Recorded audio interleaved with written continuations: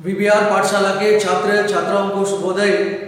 छात्र छात्राएं, आज हम इस कक्षा में हिंदी व्याकरण में समास के बारे में पढ़ेंगे। समास आप सबको मालूम है, समास का अर्थ है संक्षिप्त करना या छोटा करना। समास की परिभाषा है दो या दो से अधिक परस्पर संबंधित शब्दों को मिलाकर एक शब्द बना देने की विधि को समास कहते हैं। రెండు లేక రెండు కంటే ఎక్కువ పరస్పర సంబంధం కలిగి ఉన్నటువంటి పదాలను కలిపి ఒక పదంగా రాసేటువంటి పద్ధతిని समास అని పిలుస్తాము। उदाहरण के लिए प्रेम का सागर, प्रेम एक शब्द है, सागर एक शब्द है। इन दो शब्दों को मिलाकर प्रेम का सागर जो है, इनको मिलाकर एक शब्द में प्रेम सागर, इस तरह लिखने की पद्धति को समास कहते हैं। समास विग्रह किसे कहते हैं? समस्त पद को खंडित करके पहले जैसी अवस्था में पहुंचा देने की विधि को समास विग्रह कहते हैं। समस्त पद को खंडित करके, राज्यसभा समस्त पद है, राज्यसभा समस्त पद है, इसको खंडित करके राजा की सभा, इस तरह लिखने की पद्धति को समास विग्रह कहते हैं। छात्र छात्राएं, समास कितने प्रकार के हैं? 6 प्रकार के हैं। वे क्या क्या हैं? पहला है अव्ययभाव समास, दूसरा है तत्पुरुष समास, तीसरा है कर्मधारय समास, चौथा है द्विगु समास, पांचवा है द्वंद्व समास, छठवा है बहुव्रीहि समास। अव्ययभाव समास की परिभाषा क्या है? जिस समास में पहला पद प्रधान हो, अव्ययी हो और क्रिया विशेषण के रूप में प्रयुक्त हो, उसे अव्ययभाव समास कहते हैं। पहला पद प्रधान अव्ययी हो, उदाहरण यथाशक्ति, यथाशीघ्र, यथाविधि, निस्संदेह, निस्संतान, निरंतर, निराशा, निडर, ये सब आपको अव्यय के रूप में अव्ययभाव समास ले सकते हैं। और उसी प्रकार पहला पद अव्यय और क्रिया विशेषण के रूप में प्रयुक्त हो, क्रिया विशेषण हर, प्रति, भर, तक, दिन, दिन, इस प्रकार। और उसी प्रकार आमरण, आजीवन, इस प्रकार जो शब्द है जो निपात क्रिया विशेषण के रूप में प्रयुक्त होते हैं, उन्हें भी हम अव्ययभाव समास में ले सकते हैं। और दूसरा क्या है? तत्पुरुष समास, जिस समास में दूसरा पद प्रधान हो और कारक चिन्ह के द्वारा अलग किया जाता है। राजकन्या, राजा की कन्या, जो का के की, राष्ट्रपिता, राष्ट्र का पिता, राज्यसभा, राजा की सभा, इस प्रकार कारक चिन्ह के द्वारा अलग किया जाता है दूसरा पद प्रधान। इसे हम तत्पुरुष समास कहते हैं। कारक चिन्ह, जो हम कारक चिन्ह विग्रह वाक्य में उपयोग करते हैं। कर्म कारक चिन्ह को उपयोग करते समय वह है कर्म तत्पुरुष समास, उसी प्रकार कर्ण तत्पुरुष समास, उसी प्रकार जो संप्रदान तत्पुरुष समास, अपादान तत्पुरुष समास, संबंध तत्पुरुष समास और अधिकरण तत्पुरुष समास। और इसके बाद तीसरा है क्या है? तीसरा है कर्मधारय समास, जिस समास में विशेषण विशेष्य और उपमान उपमेय का मेल होता है। विशेषण विशेष्य माने क्या है? महाराज, जो राजा विशेष है, महान विशेषण है, महान राजा, महान काव्य, महान पुरुष, महान कवि, महान आत्मा, जो विशेषण विशेष का मेल होता है। नीला कमल, इस प्रकार के जो शब्द है कर्मधारय समास। और उपमान उपमेय, चंद्रमुख, चंद्र जैसा मुख, कमल रूपी नयन, कमल जैसा चरण, इस प्रकार जो उपमान उपमेय का मेल होता है वह भी कर्मधारय समास है। उसके बाद क्या है? द्विगु समास। द्विगु समास किसे कहते हैं? जिस समास में पहला पद संख्यावाची हो, समूह का बोध होता है। उदाहरण के लिए चौराहा, चार राह, पहला पद संख्यावाची और समूह का बोध होता है। नवरत्न, 9 रत्नों का समूह। अष्ट दिग्गज, 8 दिग्गजों का समूह। अष्टाध्याय, 8 अध्यायों का समूह। सप्तर्षि 7 ऋषियों का समूह। इस प्रकार जो पहला पद संख्यावाची और समूह का बोध होता है उसे द्विगु समास कहते हैं। नेक्स्ट द्वंद्व समास, जिस समास में दोनों पद प्रधान हो और योजक के द्वारा अलग किया जाए।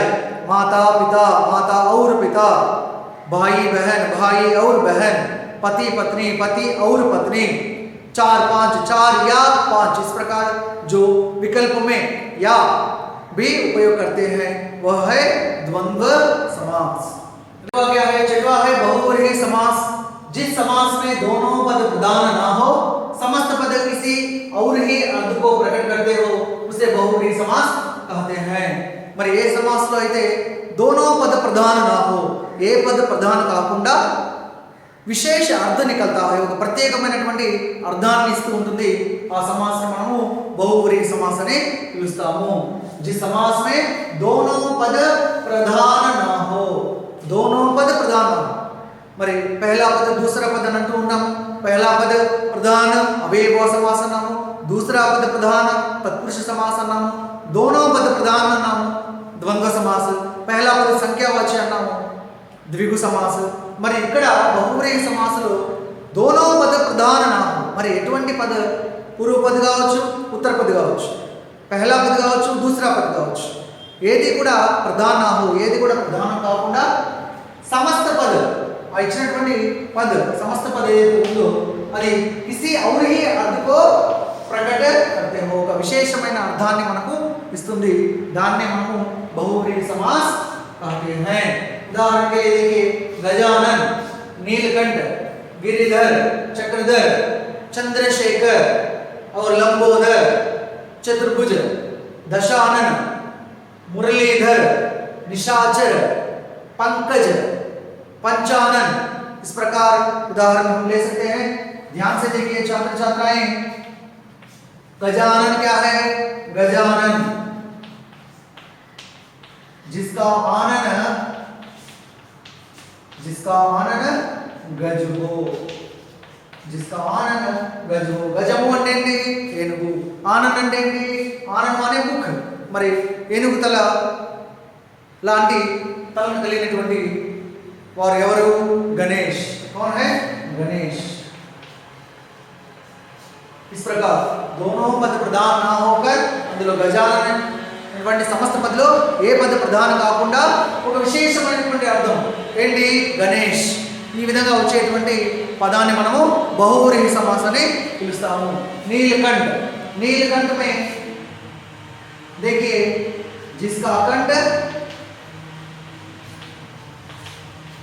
नीला हो, जिसका कंठ नीला हो, ఎవరి కంఠమైతే నీలపు రంగులో ఉందో ఎవరిది? शिव। इस प्रकार गिरिधर, गिरी को धारण करने वाला, गिरी को धारण करने वाला कौन है? మరి గిరి అంటే ఏంటి? హిల్, కొండను చిటికెన వేలితో ఎత్తిన వారు ఎవరు? శ్రీకృష్ణ। नेक्स्ट चक्रधर, चक्र को धारण करने वाला कौन है?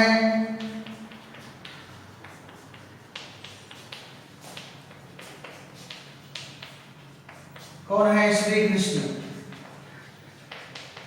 इस प्रकार चंद्रमा, जो चंद्रशेखर, जिसके मस्तक पर चंद्रमा हो, जिसके मस्तक पर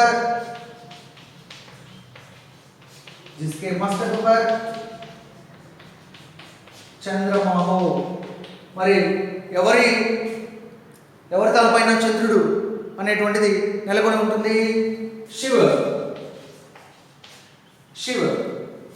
नेक्स्ट लंबोदर, जिसका उदर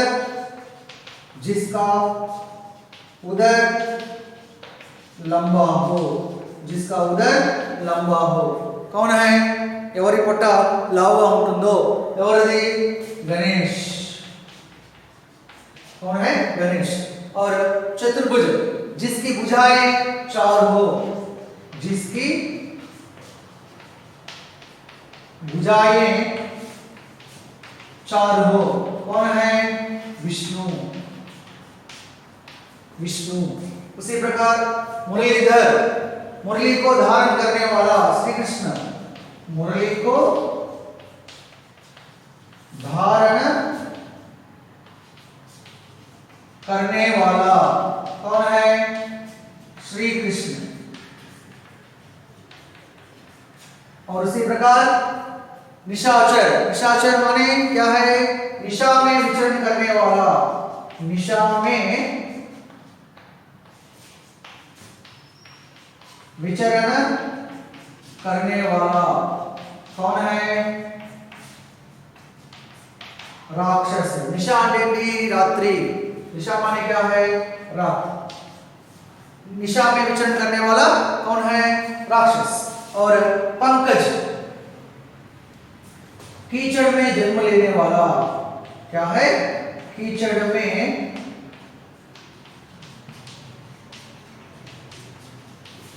जन्म लेने वाला। మరి పంకజ్లో పంక్ అంటే कीचड़, कीचड़ అంటే ఏంటి? బురద। మరి कीचड़ में जन्म लेने वाला कौन है? कमल, कमल। और पंचानन, जिसका आनन पांच हो, जिसका आनन पांच हो कौन है? हनुमान, जिसका आनन पांच हो हनुमान। यहां देखिए दशानन, जिसका आनन 10 हो कौन है? जिसका आनन, जिसका आनन 10 हो कौन है?